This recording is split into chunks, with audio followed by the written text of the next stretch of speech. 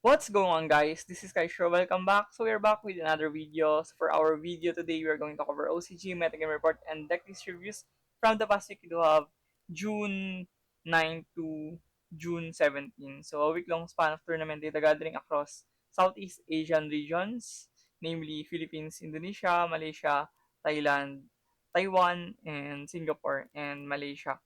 So we're going to cover the tail end of the DOOD format before we venture towards our new ban list that is dropping very soon. I think we will get a very new ban list in coming few days, and this is also to wrap up the Duelist Advanced format that we had, and also the January format of 2025. So without further ado, let's start. So moving on first with the Duelist Debata ranking tournament, the Alex, the Vanquishol K9, but it is running Horus. So right off the bat, we're going to see crazy deck lists in Southeast Asia. That's why I'm very enthusiastic when we are going to make reviews of Southeast Asian deck lists because it's always different and there's a huge amount of novelty on these decks now. So on his extra deck, he's running Black Rose Dragon, probably a way to demolish the whole board. And I wonder how it works now because oh yeah, he's running a bunch of different tech cards like the Magnamut and the Vados here, and he's running triple evenly match saw traction from the past 3 weeks, mainly to the fact that there's a bunch of variety in this metagame, and we cannot always put the VSK9 into a spectrum where it's just always going to be the deck that you're going to face. Is not going to happen in this metagame. There's a bunch of other relevant top tier decks that you might face. And next we have Lintang, Tenpai. So once again, Tenpai, his name would be Tenpai Never Dies. No? So it just fits perfectly on this Tenpai Dragon. It doesn't go out of style. And no matter what, Tenpai Dragon will be here. And a lot of people will still believe that Tenpai Dragon is still capable of topping. And to be fair, they are correct in some degree. Tenpai Dragon is not yet phased out on the tier list, and also the Tenpai Dragon is very flexible on utilizing the main deck and also side deck. No, you can always make the Tenpai Dragon adjusted towards the environment that you're playing. You can be able to play hand traps. You are able to play board breakers, and sometimes like this now with Sky Striker engine. And next to the Voices Voice, Finn Smith with Dracotail, oh my goodness, is running a bunch of engines. And yeah, Voices Voice is probably just a tool to have a normal summon on your Dracotail line of play because you're not running Muller here. And probably you're going to rely on Raho and get to make fusions for you. And of course, very destructive Grammel and Altarion, no? And next would be fourth place Azamina, Chimera Finsmith. So it's been a while since we have seen the last mention of Chimera on the series, but it's degrading for some reason. Maybe Chimera doesn't have the amount of explosiveness now and also the resiliency to compete against the format right now. But all in all, I think it is still very powerful and decently adjusted in this environment. And moving on next to the Evo Community Tournament, Weekly Gathering Tournament. First would be Steven, the Dracotail K9 with Finsmith.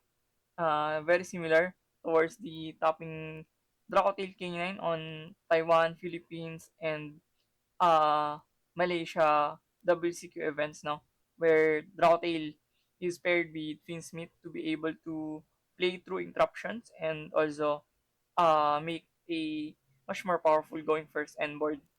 Next would be Abel Vanquishol K9 standard. Yeah, he's running one case of K9 and also double burger. I think this is the way to go right now. You would wanna play double burger as much as possible.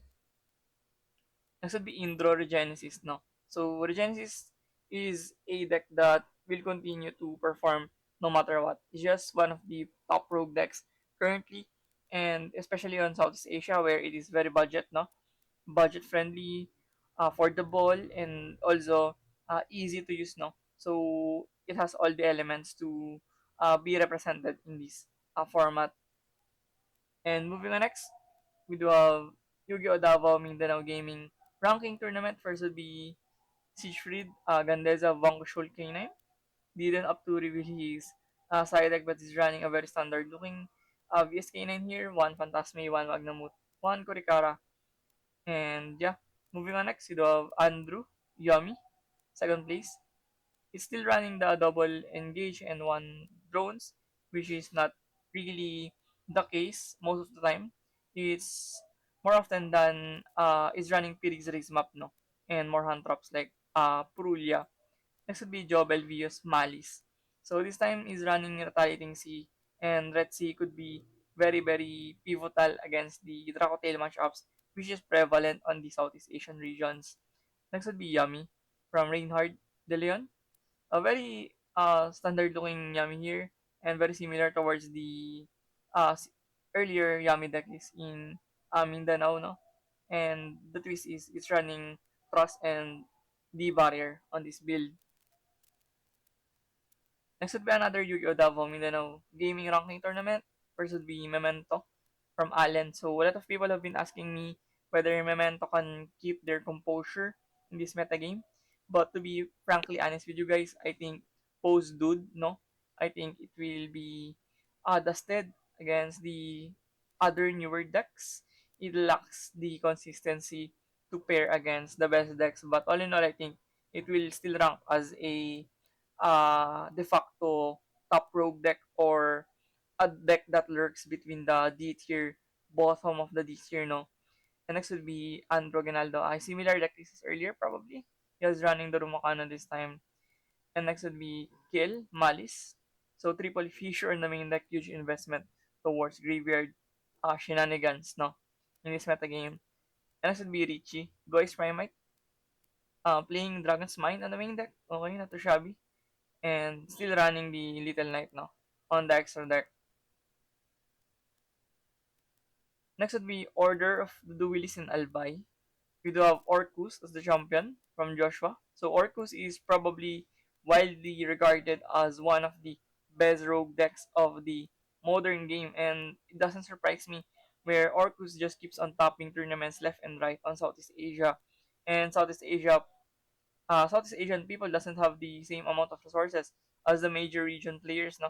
So more often than not, they're able to play budget top rogue decks that are able to compete even on a bowling on a budget, no. But yeah, this deck is very solid, no. It's running Impulse and also running Imperm, one of copy, probably a designator target, and of course the usual droplet and super poly, which are very destructive in this metagame.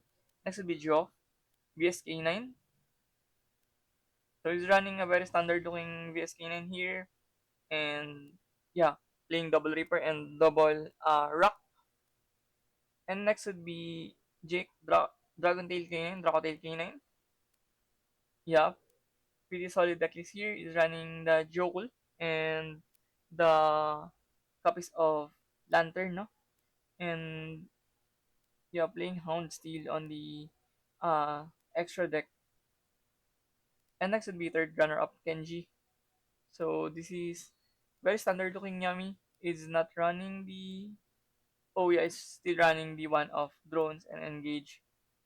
I think if you wanna run Striker Engine, I think you just need one engage and one drone to make it work. And moving on next, Oasis Card Games tournament. First would be Art Mega Azamina from Ebob. So he's been doing really well on his locals. I think last week he's also managed to top using Art Mega Azamina. And I really like the fact that he's running Kaiju and Lava Golem here. I think those are very palpable in this meta game, being able to answer Luna Light. And next, we do have Hari, Exo Sister, running double extravagance, no? Which is kinda odd. But I think I get the logic because you have three Magnifica, three Michaelis, no? And it's also running Twins of Eclipse. Yeah, it's also workable. And Yeah, pretty surprising here. And he's not running the. Oh yeah, I thought he wasn't running the Asophiel, no, rather the Gibrin. So he's still running Gibrin. And next would be Orcus Azamina once again from Atur. So yeah, triple simple skeleton this time, and he's running a 41 card deck list. Also managed to play Droll and triple Nib on it. Next would be Raiden, the Blue Eyes Primate here, playing a bunch of one-offs, tribute fathers on the side deck, running one Jizikuru, one Santa Claus, and one of the insect kaiju earth monster. And moving on next, we do have Kedri Yu-Gi-Oh! OCG Tournament versus Bimalis. 43 card, quite extensive but pretty standard here. Playing double Nib, double Droll, and also triple Red Sea. Next would be VSK9, double Kurikara on the main deck. Wow, quite ambiguous amount of Kurikara, but still works now, especially in the mirror match. Next would be Runic. Oh, he's running Glow Up Bulb. Yeah, this is the old version of Runic, where he was able to play Glow Up Bulb. And also playing Lose One Turn, no? Which is very effective here. And next would be Lunalight, fourth place from Alzena. Only running one Polymerization and running Tornado Dragon as well with Apollousa. And yeah, double Pancrataps as well. And next we do have KGS Card Shop tournament. We do have, oh wow, wow, it's been a hot minute since I last saw the Crystal Beast, but this is very different now. It's running Millennium Package. It's even running Wuju Temple. And it's also running Protoss here. Oh my days. Yeah. He's only side decking hand traps now. He's not even playing direct hand traps on the main deck, which is really really crazy. Wow, he managed to win the tournament using this kind of deck. And next would be weekly Yu-Gi-Oh! Metagame Malang tournament. Would be Melodious K9. So Melodious probably found the best engine to pair it right now because you have level 5s as well on the Melodious and you're able to make a Pulusa early on, no? So you have various ways of making this work along with K9. Next would be runner-up Robert Yusuf Yami. Triple droplet this time and double bell on the main deck. Next would be Aldi, Blue Eyes Primate, still running Imperm, no? No Dominus Purge this time on the main deck. And next would be another Regenesis with White Forest, or rather Sinful Spoils, no? Yeah, more combo oriented Regenesis this time. Next would be Yu-Gi-Oh! Metagame Malang. We do have another K9 here, this time with Trickstar and Finsmith. So it was able to utilize the light stage and of course the Korobane and Reincarnation. Next will be Tenpai Dragon, of course. Tenpai Dragon is still solid in Southeast Asia. Next would be Dragon Tail Finsmith. Running various tech cards here with the Dissolver and the Wind Dragon. I forgot the name, but it was able to block the last sequence on the chain. No? You're not able to respond on this when it was on the chain build up. And next would be Yummy. Standard, yeah, triple Purge, triple Droplet. Next would be another Yu-Gi-Oh! Metagame Malang. The Yusuf, Standard Yummy, with one of Breeze Race map. Next would be Davis. Yeah, I think similar deck as earlier. And another Yummy from T-Leaf with a one Prospe on the main deck. And with a Magical Musket in Smith from Sul. So this is probably a going second approach, no? Yeah, potentially. Next we have a card tournament. The first place VSK9. 44 card. Oh my lord. Wow, it's running 44. And also running a bunch of going first cards on the side deck. Next would be Nikki, the another Genesis, no. So far we have 3, 4 Genesis until this moment. Yeah, pretty surprising, but I think Regenis is still able to hold their fort in this format. Next would be Reactor. Oh my lord. Reactor Winsmith. Yeah, with Winsmith, another interesting deck list here from Adam. And next would be X Sister from Dito, running triple Solemn Strike this time, and still playing uh, the Extravagance. Next would be Dualis, Anymember Dualis Tournament Pin Kuribo. The Punk, K9 Punk as the first place. So K9 and Punk is probably underrated. I think I've seen some FTK versions of this deck and it was able to do so much going first. And next would be K9 Vankushol from Marvin. So do trip. Oh my goodness, triple Kurikara.